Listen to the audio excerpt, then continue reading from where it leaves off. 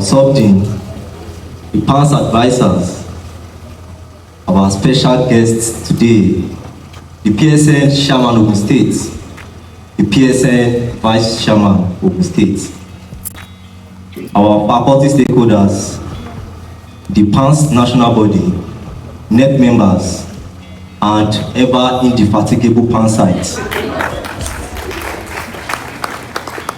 I count it as a great privilege today standing before you as the PANS president of this great chapter, led by God to serve her members.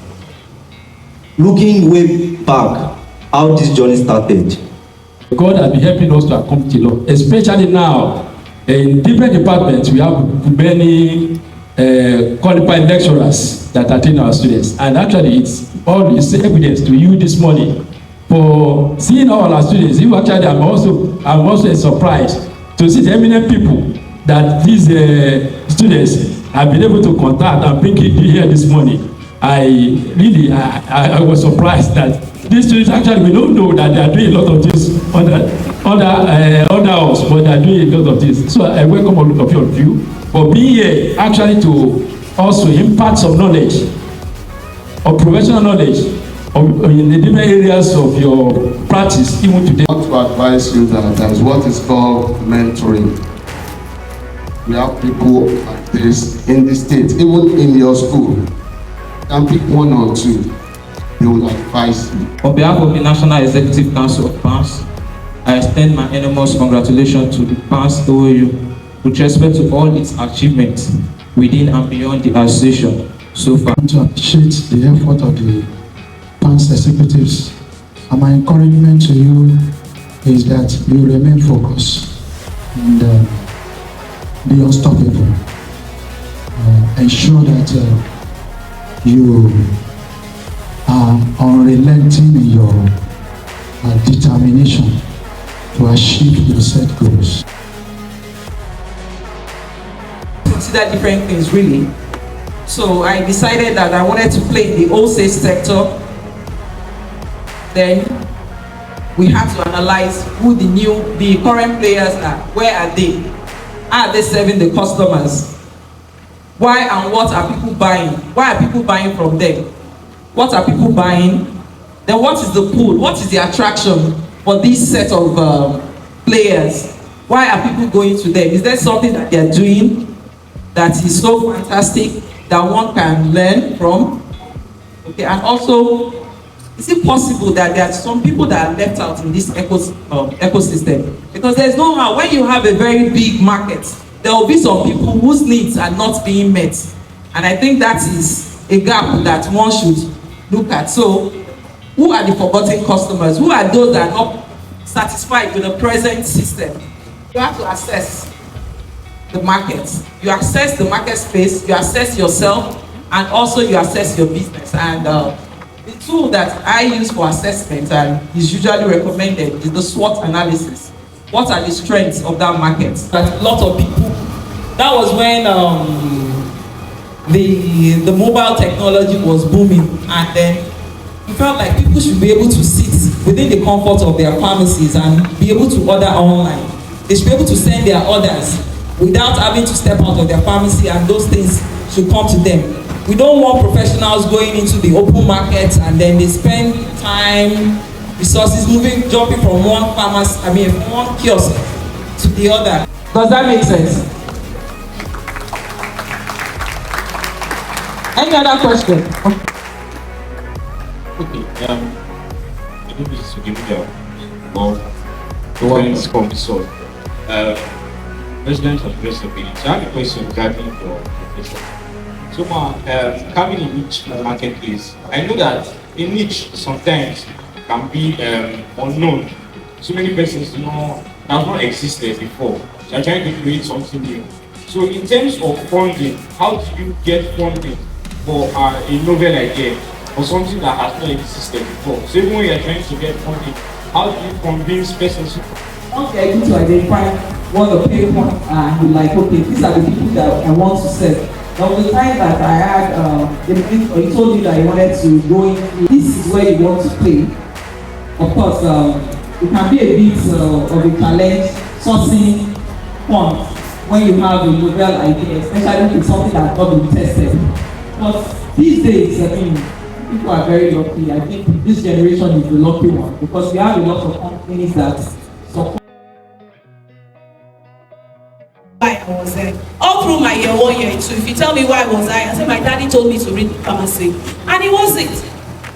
And I got in here with just one information. Let me impress my dad. But it soon became my own dream, and I started asking the question.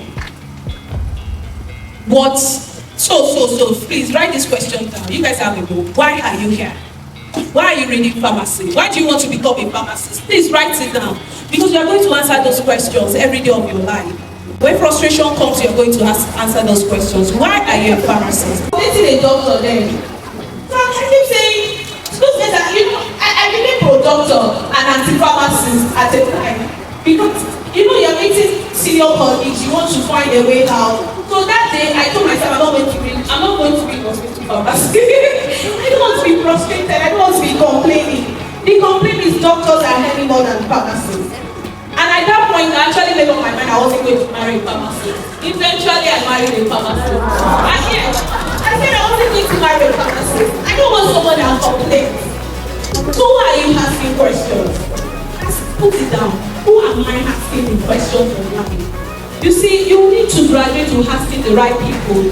A problem shared is outsourced if it's asked from the right person. If you are asking the wrong person about the question of your life, you might just be defeated. That was when I realized anyway.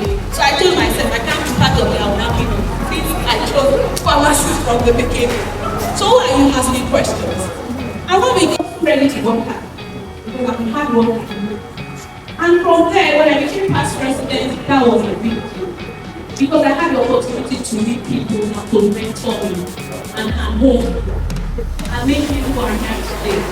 I met Baba Tabade. The day I met Baba Tabade, he just read about the scholarship given to Muslim students. You know me, I will not read newspaper. Who reads newspaper here? It's even worse now. But he saw it in the newspaper. So when I went to his office, I said, Amadeus.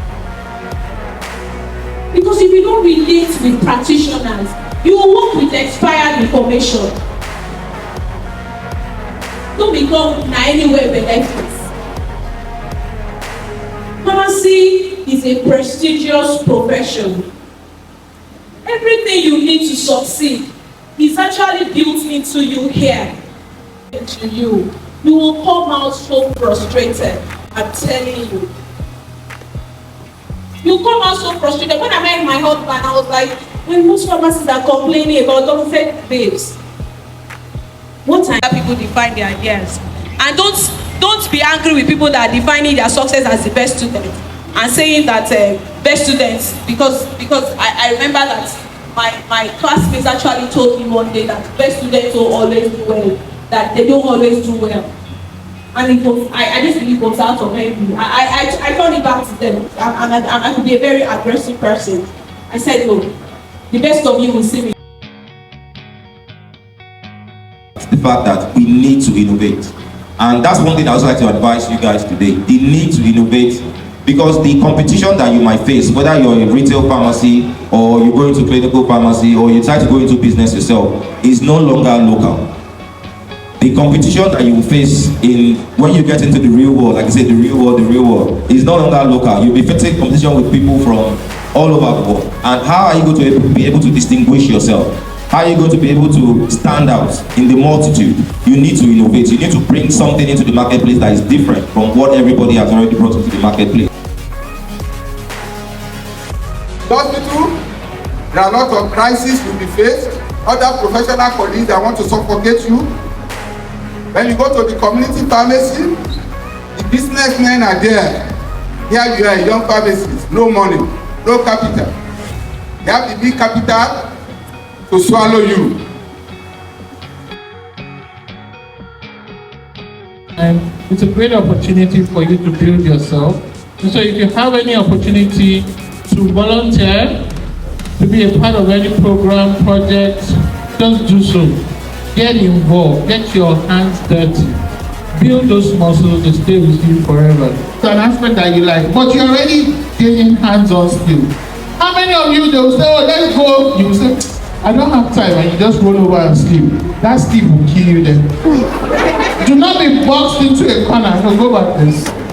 Ask questions. Tutu and I.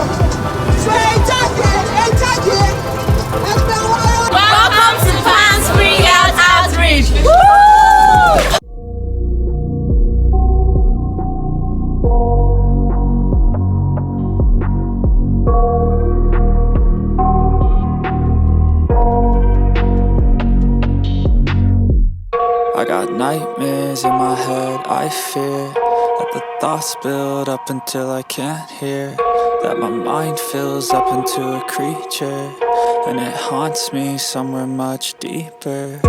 Anxiety, filling up every space, no privacy, and silently, it could build and build until you finally